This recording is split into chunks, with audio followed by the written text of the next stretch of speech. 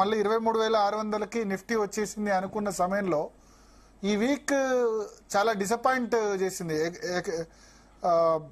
Especially ఇవాళ Friday ఒక విధంగా బ్లాక్ ఫ్రైడే అన్నట్టు అనిపించింది. అవునండి. సో ఏంది ఇదే విధంగా అవుట్లుక్ ఉంటుందా, ఇంకా ఉంటుందా పతనం?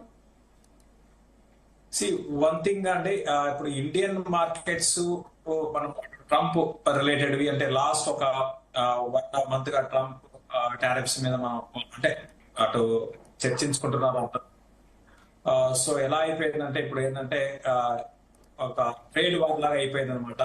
ఎవరికి వాళ్ళు ఫర్ ఎగ్జాంపుల్ మన ఇండియన్ ఎకానమీ గతంలో అంటే ఒక 3 years బ్యాక్ అనమాట కోవిడ్ టైంలో అటు చైనా ఇంపోర్ట్స్ ని తగ్గించడం కోసం తీసుకున్న నిర్ణయాలు ఏవైతే ఉన్నాయో సేమ్ అటువంటిది ఇప్పుడు ట్రంప్ గారి నిర్ణయాలు తీసుకున్నారు అనమాట. అంటే ఇంపోర్ట్స్ పైన సుంకాలు పెంచడం, తద్వారా డొమెస్టిక్ ఎకానమీ అంటే యుఎస్ ఎకానమీని ఇంకా ఫర్దర్ గా ముందుకు తీసుకువెళ్లాలనే ఉద్దేశంతో చేశారు ఇటువంటి నిర్ణయాలు తీసుకున్నారు ఈ టారిఫ్స్. బట్ దీనివల్ల ఏమైందంటే ఓవరాల్ గా సిస్టమ్ అనేది ఇప్పుడు ఒక వెళ్తున్న సిస్టానికి ఒక అంత గందరగోళం చేసి పెట్టిందని చెప్పొచ్చు. అది ఇమీడియట్ గా యుఎస్ కూడా పెద్ద లాభం ఉంటుందండి. సో లాంగ్ టర్మ్ లో యుఎస్ కి అయినా లాభం ఉంటుందేమో కానీ బట్ ఇమీడియట్ గా అయితే లాభం ఉండకపోవచ్చు. ఎందుకంటే అక్కడ కంపెనీస్ కూడా చూస్తే కాస్ట్ అనేది మరి ముఖ్యంగా యుఎస్ లో ప్రాబ్లం ఏంటి అంటే అక్కడ కంపెనీస్ అక్కడ ఒక ప్రోడక్ట్ తయారు చేయాలి అంటే కాస్ట్ అనేది పెరుగుతుంది, బాగా పెరుగుతుంది. 10 రెట్లు 15 రెట్లు 20 రెట్లు ఉంటుంది అనమాట. అంటే మన ఫర్ ఎగ్జాంపుల్ మన ఇండియాతో కంపేర్ చేసుకుంటే సో దానికోసం అనేది చాలా కంపెనీస్ ఎక్కడైతే మ్యాన్ పవర్ తక్కువ దొరుకుతుంది, క్వాలిటీ మ్యాన్ పవర్ ఉంటుంది అనుకుంటే అటువంటి దేశాలకు వెళ్ళిపోయి వాళ్ళు ఆపరేషన్ స్టార్ట్ చేస్తారు. ఫర్ ఎగ్జాంపుల్ ఐఫోన్ కావచ్చు, లేకపోతే మన ఇప్పుడు సాఫ్ట్వేర్ ఉంది. మన ఇండియాలో ఇప్పుడు మన టీసీఎస్ కో ఇన్ఫోసిస్ కో క్లయింట్స్ ఎవరు అందరూ సాఫ్ట్వేర్ ఇంజనీర్స్ చెప్తుంటే మా క్లయింట్ యూఎస్ అని చెప్తూ ఉంటారు. అంటే దాని అర్థం ఏంటంటే అక్కడ చేసే పని ఇక్కడ చేస్తున్నారు, మన ఇండియాలో చేస్తున్నారు. సో దట్ వాళ్ళ కాస్ట్ అనేది తగ్గుతుంది.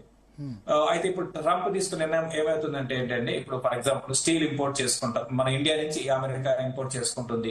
దీనివల్ల ఏంటంటే వాళ్ళకి ఇంపోర్ట్ పెరుగుతుంది. సో డొమెస్టిక్ గా కొనాలని అక్కడ లోకల్ కంపెనీస్ ట్రై చేస్తే వాళ్ళకి రేట్లు పెరిగిపోతాయి. అది ఒక విధంగా వాళ్ళకి నెగటివ్ అంటే పర్చేసింగ్ పవర్ మళ్ళీ తగ్గిపోతుంది. సో ఈ క్యాలిక్యులేషన్స్ అన్ని కూడా మనకి తెలవాలి అంటే ఎగ్జాక్ట్ గా కొంచెం టైం పడుతుంది. అది కొంచెం యుఎస్ కి నెగటివ్ అవుతుంది టెంపరీగా.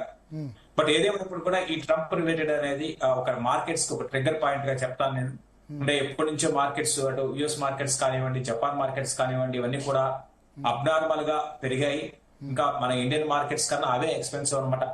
అవే ఎక్స్పెన్సివ్. మన ఇండియన్ మార్కెట్స్ ఇంకా చాలా కంఫర్టబుల్ జోన్ లో ఉంది. కాబట్టి ఈ ట్రంప్ రిలేటెడ్ ఏదైతే వార్త ఏదైతే ఉందో అది ఒకసారి స్టాక్ మార్కెట్ ని ఒకసారి దాని ఏమంటాము ఒక మేహం సృష్టించింది అనమాట. సో గ్లోబల్ గా అయితే ఇప్పుడు యుఎస్ మార్కెట్స్, అదేవిధంగా జపాన్ మార్కెట్స్, తర్వాత యూరోప్ మార్కెట్స్ అన్ని కూడా ఒక స్ట్రాంగ్ గా జస్ట్ ఒక 1 week బ్యాక్ స్ట్రాంగ్ ఉన్నవి కాస్త ఈ రోజు వీక్ అయిపోయినాయి. ఇప్పుడు అన్నిటికన్నా మన మార్కెట్ పర్లేదు అనిపిస్తుంది. అంటే నిన్న కూడా మనం చూసాం, నేను మార్కెట్స్ కొంచెం వీక్ గా ఉన్నా కూడా స్టాక్స్ బాగున్నాయి. బట్ ఈ రోజు మాత్రం మార్కెట్ లో గ్లోబల్ మార్కెట్స్ తల వంచింది మంది. బట్ మన మార్కెట్స్ మాత్రం నేను కూడా భారీగా గతంలో లాగా 1-sided గా భారీ సెల్లింగ్ అయితే ఉండదు. ఆల్రెడీ గ్లోబల్ మార్కెట్ సెల్లింగ్ ఉంది కాబట్టి దాని ప్రభావం కొంచెం ఉండొచ్చు. బట్ ఓవరాల్ గా నేను కూడా 22,000 అనేది నిఫ్టీకి చాలా చాలా స్ట్రాంగ్ సపోర్ట్ గా ఉండే అవకాశాలు ఉన్నాయండి. 22,000 దాకా మళ్ళీ పడుతుందా? కొంచెం రావచ్చు. అంటే ఇంత పానిక్ ఉన్నప్పుడు ఆబ్వియస్ గా కొంచెం ఉండొచ్చు. అంటే ఎగ్జాక్ట్ గా 22,000 వస్తుందా లేకపోతే 22,400 నుంచి పెరుగుతుందా అని చెప్పలేము. కానీ బట్ ఇప్పుడు రిజల్ట్స్ ఇది కూడా స్టార్ట్ అయింది. సో కాబట్టి ఏంటంటే మనదైతే పానిక్ మోడ్ లోకి అంటే గతంలో గత 5 నెలలుగా ఎలా పానిక్ సెల్లింగ్ ఉందో దానికి మార్చిలో బ్రేక్ పడింది. తర్వాత ఏప్రిల్ లో స్టార్టింగ్ లో ఒక రోజు బాగా 15 మళ్ళీ పక్క రోజు పెరిగింది. మళ్ళీ నిన్నటి దెబ్బతో అంటే global markets last night US market crash అయిపోయింది. సో దాని దెబ్బతో ఈ రోజు అన్ని మార్కెట్లు దెబ్బతిన్నాయి. బట్ నేను అనుకోవడం ఏంటంటే మన ఇండియన్ మార్కెట్ ఇన్ని రోజులు ఏంటంటే అవి బాగున్న రోజులు మన ఇండియన్ మార్కెట్ బాగలేదు.